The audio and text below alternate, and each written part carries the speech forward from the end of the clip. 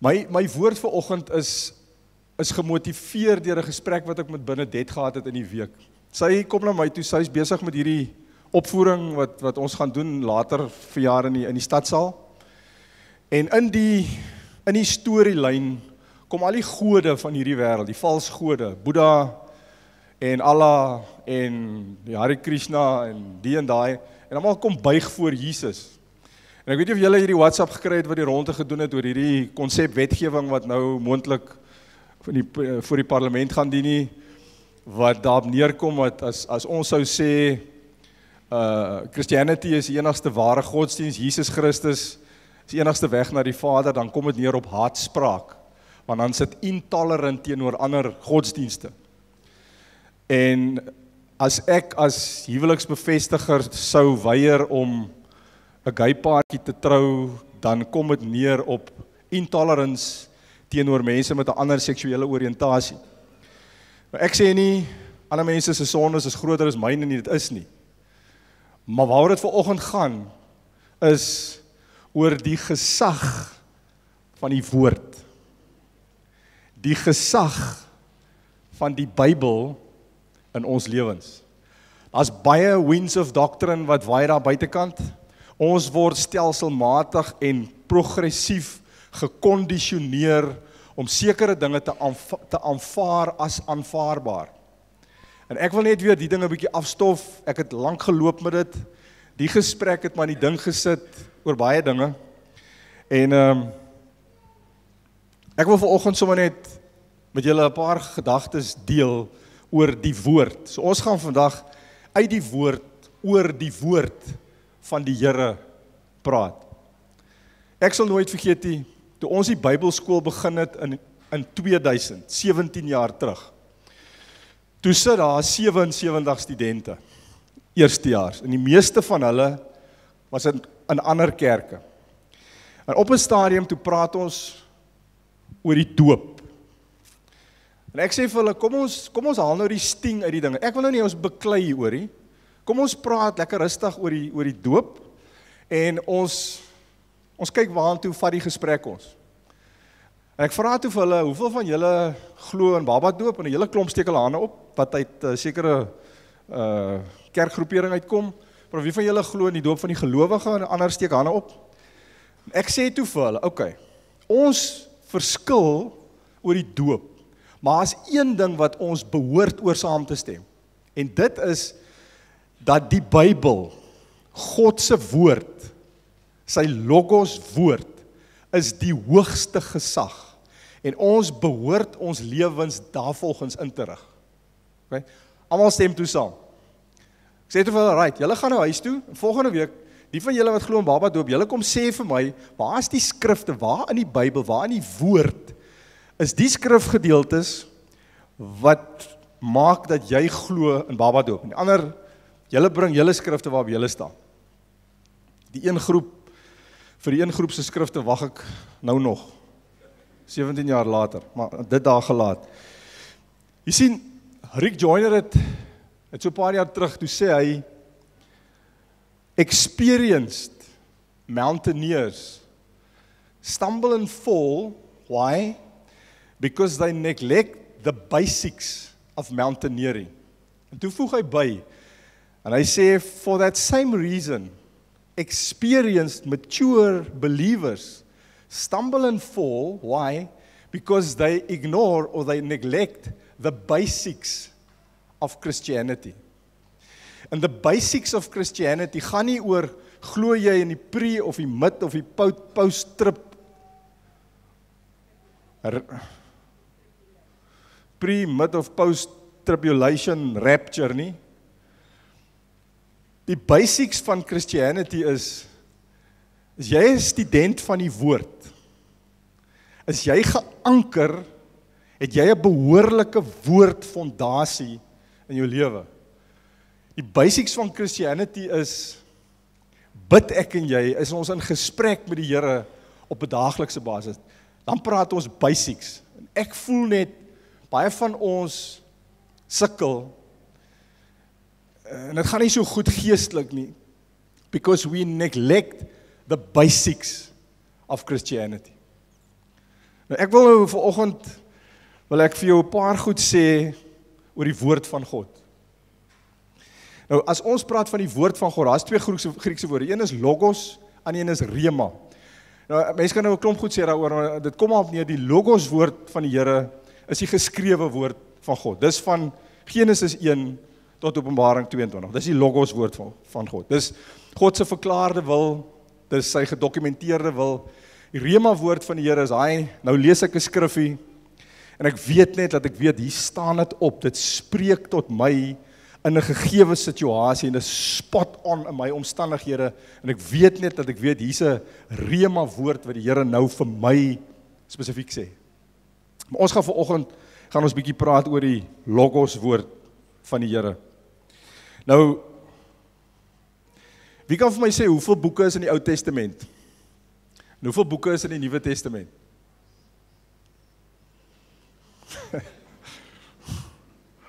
39 boeke in die Ou Testament, 27 boeke in die Nuwe Testament. Wie het vanoggend 'n Bybel hierso? Steek gou op jou hand. Wie het vanoggend 'n Bybel hierso? Of op jou selfoon? As ons het al baie vir mekaar gesê, the Old Testament is the New Testament concealed, and the New Testament is the Old Testament revealed. Die Ou Testament word in die Nuwe Testament openbaar, of verklaar, of verduidelik, gaan in baie opsigte in die Nuwe Testament in vervulling. Nou, ek wil net gou vir julle ietsie sê, wat my opgeval het gister. In Genesis 1 vers 1, die heel eerste vers in die Bybel, het lees, in die begin het God die hemel en die aarde geskape. En net daar, die Hebreëse woord vir God, wat hulle gebruik in Genesis 1 vers 1, is die woord Elohim. En deur daai woord te gebruik, nie Yahweh, of El Shammah, of El Shaddai, of wat er jy ook al, deur Elohim te gebruik. Elohim is 'n meervoudswoord. En deur die meervoudswoord te gebruik, het die Hebreërs van daai tyd, en talle mense van daai tyd, en reg deur die eeue, het hulle met daai konsep gesukkel, want as die Bybel vir ons in Genesis 1 vers 1 verklaar, in die begin het Elohim meervoud, ander woorde, God drie-enig, die hemel en die aarde geskape, dit het talle mense deur mekaar gemaak. Om net vir jou voorbeeld te noem, die moslems, het 'n ding wat hulle uitbasyn, wanneer hulle so hulle mense oproep vir gebed, een van die goed wat hulle hardop verklaar, is Allahu Akbar. Allah is one, and he has no son. Dis wat dit beteken. Hier kom God, toe hy sy woord vir ons gee, Genesis 1 vers 1, en hy sê, in stryd met al die monotheïstiese godsdienste, sê hy vir ons, in die begin het God drie-enig, Vader, Seun, Heilige Gees, die hemel en die aarde geskaap. Hy kom verklaar homself in sy woord as 'n drie-enige God in die eerste vers van die Bybel. Iets anders wat ek gister net weer aan gedink het, dit het my net weer bygeval.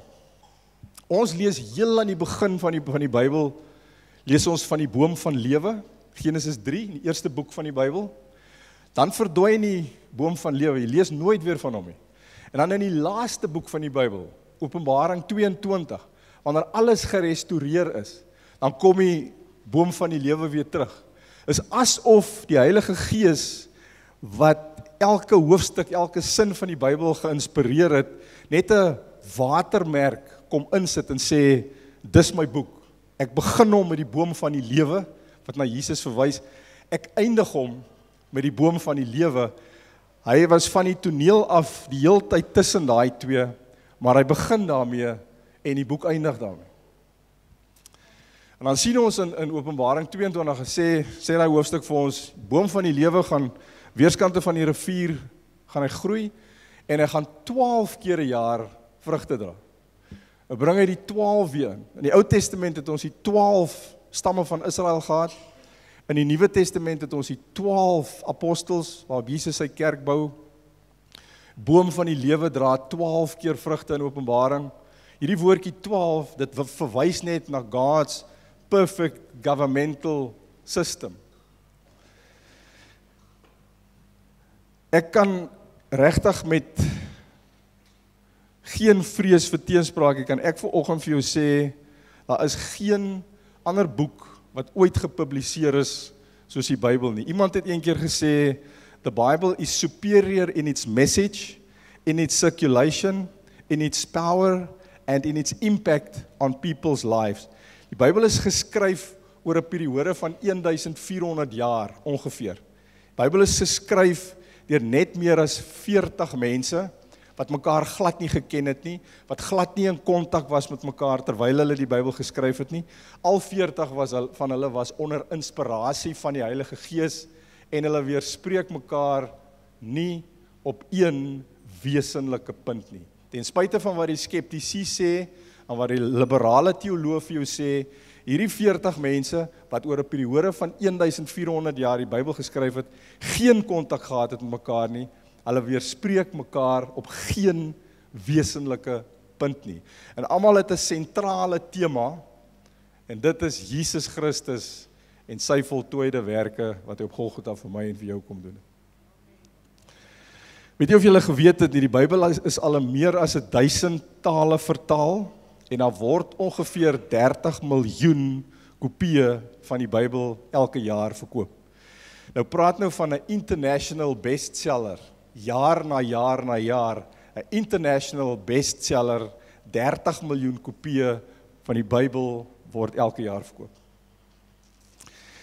OK, 2 Timoteus 3 vers 16 sê vir ons, die hele skrif is deur God geïnspireer en het groot waarde om in die waarheid te onderrig, om dwaling te bestry en 'n regte lewenswyse te kweek. Nou hierdie deur God geïnspireer, die Engelse vertaling sê, the whole of scripture was God breathed. Dit beteken maar net, God self is die skrywer. Hy het sy asem, sy zoe lewe, sy geeswaarheid, het hy ingebou in die woord. Dis mense wat dit geskryf het, maar is onder inspirasie van die Heilige Gees.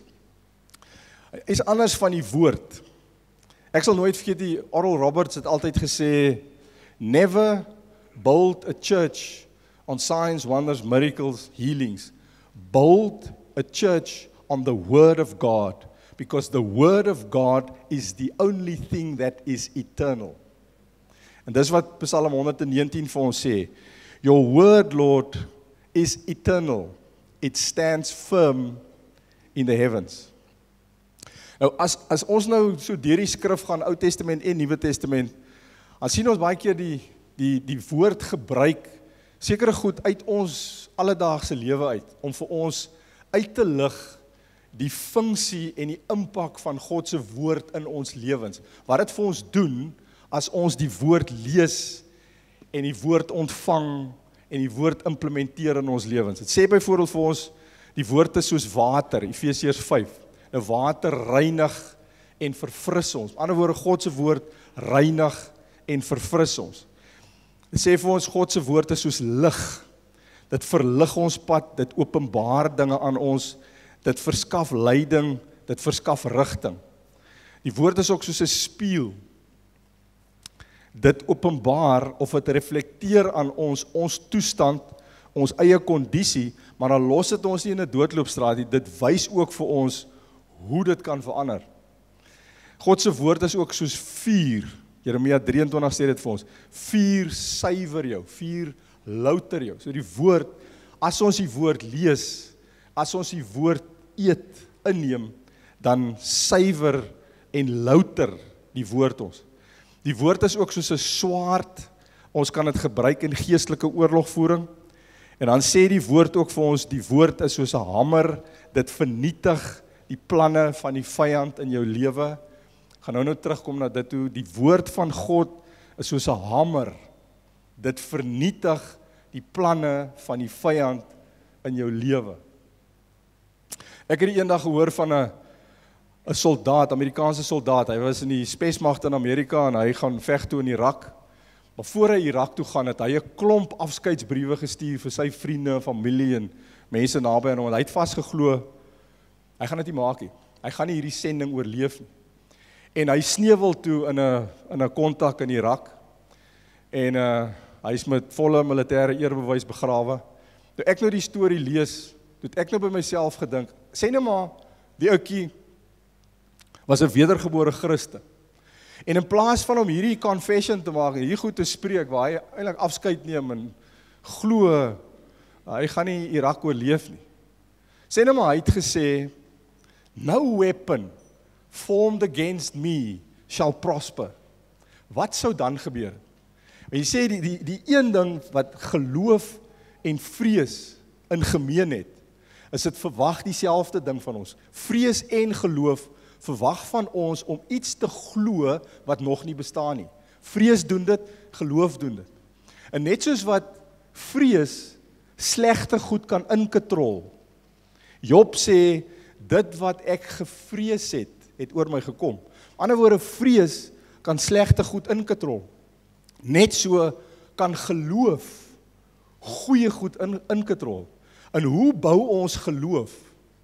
Geloof is uit die gehoor en die gehoor van die woord. As ons die woord hoor en die woord ontvang en inneem, bou ons geloof. En geloof het die vermoë om goeie goed in te katrol in ons lewens. Het sê ook vir ons, die woord is soos melk en vleis. 1 Petrus 2 en Hebreërs 5. Die woord is soos melk, dit voed jong gelowiges, geestelik. En die woord is soos vleis, dit voed volwasse gelowiges, geestelik. Aan die ander woorde, hierdie selfde boek, is so geskryf, dat dit jong Christene geestelik voed, maar daai selfde woord is so geskryf, so deur die Heilige Gees geïnspireer, dat dit ook mature, volwasse gelowiges voed. Voedingsbron vir jong Christene en vir volwasse Christene is dieselfde. Dis die Bybel, dis die woord van God. Die woord is ook soos brood, Deuteronomium 8, dis voedsel vir ons gees. En dan sê Psalm 119, die woord is ook soos heuning. Dit is soet en help ons om die bitterheid wat die lewe soms bring te oorkom. Ek wil net so ietsie vir julle sê oor die impak van die woord. Hebreërs 4 sê vir ons, die woord is lewend en kragtig en dit werk kragtig in die lewens van gelowiges. Die woord stel ons in staat om in waarheid te onderrig, om dwaling te bestry en 'n regte lewenswyse te kweek. Mense, hier wil ek net bietjie stil staan. Dis amper die rede hoekom ek vanoggend net weer die woord so wil optel en vir julle wil aanmoedig en sê, ons is geroep om mense van die woord te wees. Ons kan nie sonder die woord leef nie. Ons gaan geestelike skeurbuik opdoen as ons nie die woord gereeld inneem nie. En ek het net 'n bietjie van 'n bekommernis in my binneste gehad dat daar baie Christene is wat nie regtig meer in die woord is nie. Ons maak nie 'n punt daarvan om op 'n daaglikse basis die woord as geestelike voedsel in te neem. Hierso staan, die woord stel ons in staat om in waarheid te onderrig, om dwaling te bestry en 'n regte lewenswyse te kweek. Ek gaan nou nie voorbeelde noem nie, maar daar is soveel dinge wat om ons aan die gang is, wat deur die sekulêre media en deur liberalisme en deur soveel ander agendas gedryf word en goed gepraat word, en ons word gekondisioneer en ons bereik stelselmatige stadium waar ons maar begin saamstem en begin saam praat, begin saam dink, begin saam doen, en as ons dan gaan in daai praktyke of daai oortuigings gaan meet aan die woord, dan sien ons hoe ver het ons van die waarheid af weggedryf. Stelselmatig, ons het dit eers agtergekom nie. Daarom is dit so nodig om die woord gereeld in te kry. Daar was 'n blinde persoon wat by die tesourie in Amerika gewerk het. Deel van sy dagtaak was, hy moes note tel.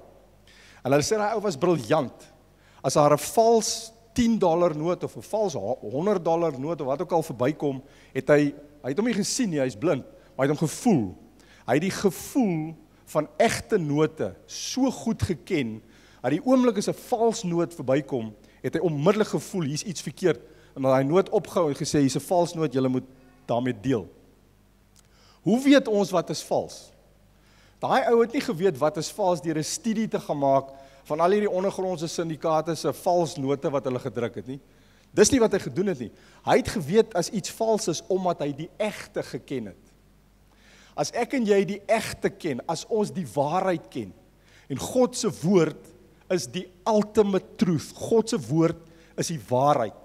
As ons sy woord ken, as ons sy woord op 'n daaglikse basis eet en inneem, en ons ken sy woord, dan ken ons die waarheid. En as 'n false wind of doctrine verbykom, gaan jy vir hom so optel. Jy gaan net weet, want jy ken die waarheid. Jakobus 1:18 sê, ons is deur die woord wedergebore. Die woord dring diep in ons harte in. Die woord bring geloof voort in die hart van die ongelowige, sê Romeine 10. Daar's geen ander boek wat dit kan doen.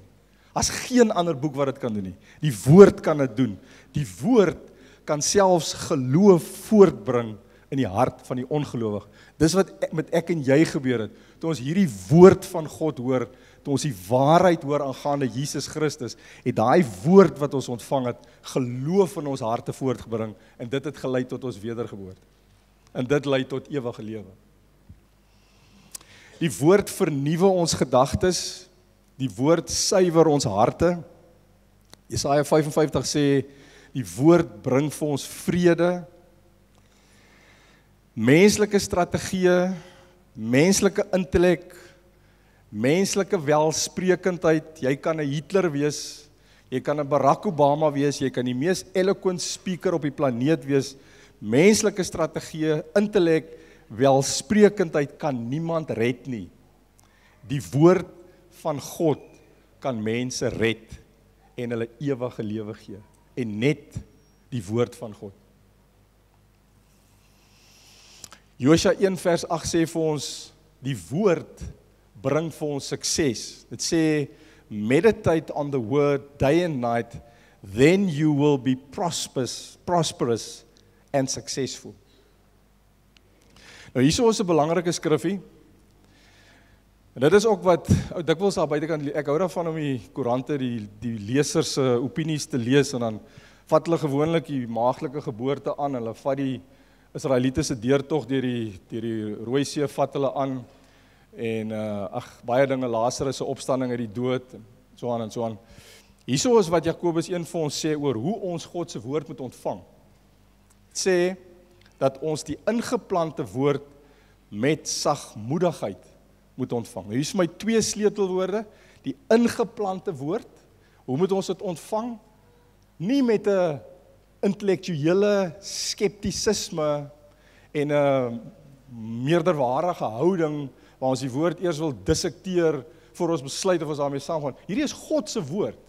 Ek en jy is arrogant, as ons dit op daai manier bekyk, en dit probeer beoordeel. Jakobus 1 sê, ons moet die ingeplante woord met sagmoedigheid ontvang. Met ander woorde, ons moet oop en ontvanklik wees, en nie geneig wees om dit te weerstaan, of dit te bevraagteken nie. Ek is bitterlik lief vir redeneer, te lief, ek moes dit al baie bely, en ek het in die verlede verskriklik graag met mense geredeneer oor die woord.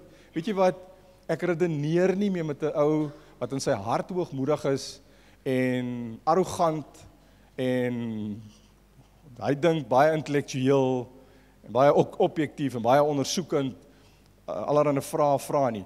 Hulle is gewoonlik nie honger nie, hulle is gewoonlik nie objektief nie, hulle wil graag by 'n sekere uitkoms uitkom. Daarom vra hulle die vrae wat hulle vra. En maak nie saak hoe goed jy hulle antwoord nie, hulle bly skepties, en hulle bly hoogmoedig ten opsigte van die woord. Ek redeneer nie meer met sulke mense nie. Jakobus 1 sê, ons moet die ingeplante woord met sagmoedigheid ontvang. Ingeplant sê vir my, ons moet die woord toelaat om deel te word van ons hele lewe. En dan sê die volgende vers, Jakobus 1:22 sê vir ons, dat ons daders van die woord moet wees, en nie net hoorders wat hulle self bedrieg nie. Ons moet op 'n daaglikse basis God se woord in ons lewens implementeer.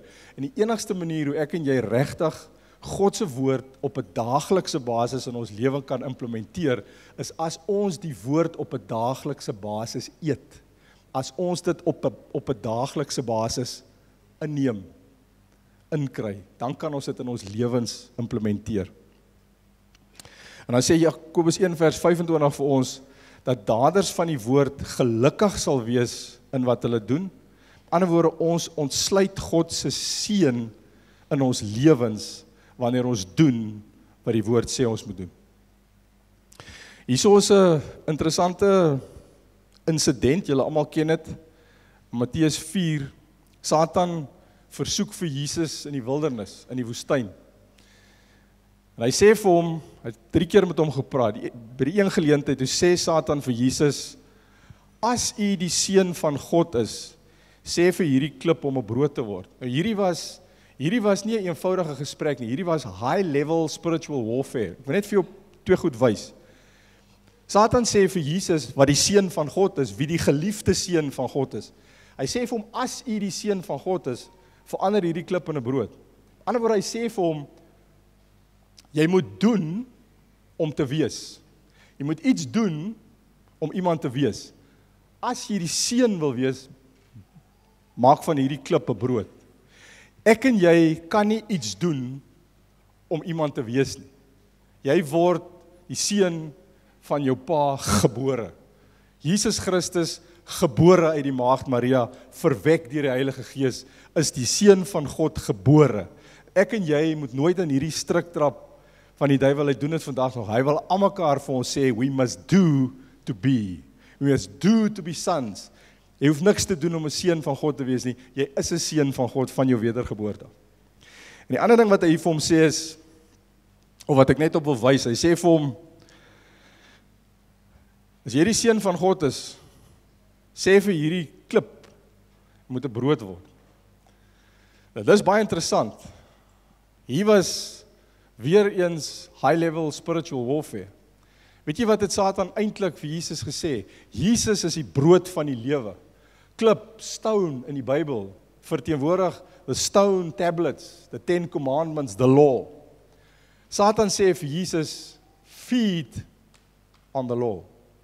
Hy sê vir die seun van God, wat die brood van die lewe is, die brood waarsonder ek en jy nie kan leef nie, hy sê vir hom, feed on the law. Die ou geveg tussen die boom van kennis van goed en kwaad, die paradys en die boom van lewe. En kyk wat doen Jesus. Jesus oorkom versoeking. He overcame temptation by quoting the word of God.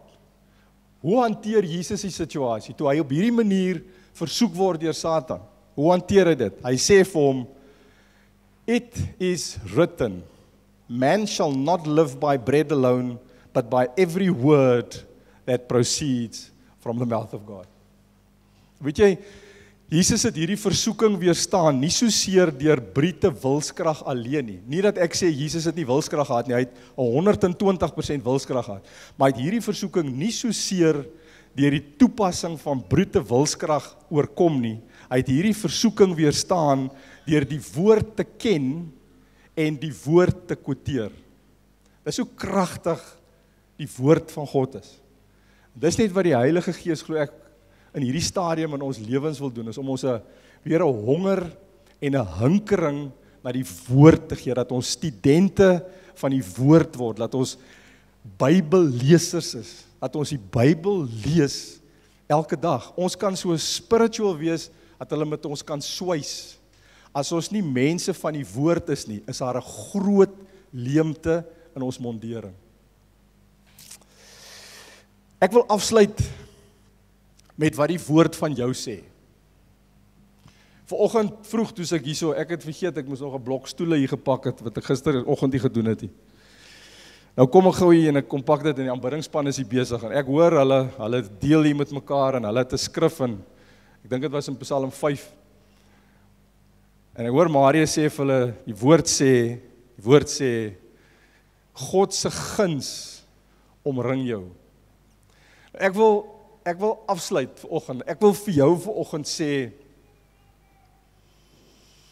hoor 'n bietjie wat sê die woord van jou. Hoor 'n bietjie wat sê die woord van jou. Daar's 'n religious stronghold in baie kringe, waar mense die woord gebruik om mekaar oor die kop te slaan. En, man, in 'n poging om, ek weet nie wat reg te kry nie, maar dis nie die hart van die woord nie. Dis nie die gees waarin die woord geskryf is. Die woord is God se liefdesverklaring aan die mens. Dis eintlik wat die woord is. Nou hoor 'n bietjie wat sê die woord van jou. Die woord sê, Romeine 8 sê, daar is dan nou geen veroordeling vir die wat in Christus is. As jy sit, jy's wedergebore, jy's geesvervuld, dan is daar vir jou geen veroordeling voor die Here nie. 2 Korintiërs 5 sê, dat jy is die geregtigheid van God in Christus. Die woord sê ook, die Heilige Gees oortuig ons daarvan, gedurig, oortuig ons daarvan, dat ons die geregtigheid van God in Christus is. Kolossense 1:13 sê, dat Jesus ons verlos het uit die mag van die duisternis en oorgebring het in die koninkryk van die seun van sy liefde. Ander woorde, dis verlede tyd. As die woord vir my sê, ek is reeds oorgebring uit die koninkryk, uit die mag van die duisternis, ek is oorgebring in die koninkryk van die seun van sy liefde, dan is ek onder nuwe heerskappy, ek is under new management. Vyand het geen reg om met my woer te probeer speel, of het met jou te probeer doen nie, want jy is reeds onder uit sy koninkryk, onder sy heerskappy uitgehaal, en jy is geplaas onder die heerskappy en die koninkryk van Jesus Christus. Die woord sê, ek en jy is saam met Christus gesetel in hemelse plekke. Ons sit daar. Dis 'n geestelike realiteit. Ons sit daar aan die regterhand van die Vader, 'n plek van guns. En weet jy wat, as ek en jy veg, as daar 'n reus in jou lewe is, as daar 'n uitdaging in jou lewe is, wat jy veg op hierdie stadium, we don't fight for victory. We fight from a position of victory. Want die woord sê van ons is saam met Christus gesetel in hemelse plekke. Die woord sê, ons het deelgenote geword van die goddelike natuur. Deelgenote geword van die goddelike natuur. Ons dink, ons het 'n sondige natuur, jou geesmens is perfek gewederbaar, en daar is 'n goddelike natuur gedeponeer. Jou gees is infused met die goddelike natuur van die Heilige Gees by wedergeboorte. Dis wie jy is. Filippense 2 vers 13 sê, dat dit wat God, dit sê, dat dit God is, wat in ons werk, om te wil, sowel as om te werk, na sy welbehae. Die woord sê ook, dat die werk wat hy in ons begin het, sal hy volëindig. Ek wil nou regtig vir jou sê dit vir jouself, sê dit vir jou vrou, sê dit vir jou man, nie een van ons is 'n klaar produk nie. Daar's baie dinge wat ek nog graag wil verander in my lewe. Ons almal trek daar. Ons is nog nie 'n klaar produk nie, maar die woord sê van ons, die Here sê vir ons, die werk wat hy in ons begin het, dit sal hy volëindig. Ander woorde, we are still under construction, maar ons het reeds die versekering, die waarborg, dat die werk wat hy begin het, sal hy volëindig. En dan sê 1 Johannes 2 vers 17 vir ons, die salwing wat ons van God ontvang het, bly in ons. Ek wil vanoggend vir jou sê wat die woord van jou sê. Ons dink baie keer ons is swak. Ek het al baie keer vir die Here gesê, ek voel so swak. Ek voel ek het so min autoriteit in die gees. Die woord sê vanoggend vir ons, God het 'n salwing in elkeen van ons geplaas, en daai salwing bly in ons. Die woord sê, sy guns omring jou. Sy guns omring jou. Die woord sê, die Here sal ons nooit begewe en ons nooit verlaat. Amen. Ek wil julle net vanoggend, so eenvoudig, so basies. As ons die basiese dinge begin afskeep, dan gaan ons val. Ek wil jou net aanmoedig, eet die woord elke dag. Hy song, lees jou Bybel, bid elke dag. Dis die basics van Christianity. En as ons daai goed nie doen nie, dan kan ons dalk struikel, ons kan dalk val en seer kry. Amen.